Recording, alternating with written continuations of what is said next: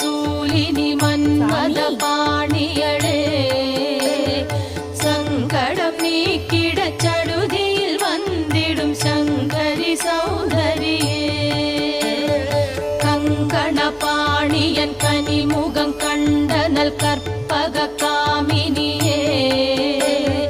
ஜய ஜய சங்கரி கௌரி கிருபாகரி துக்க நிவாரணி காமாட்சி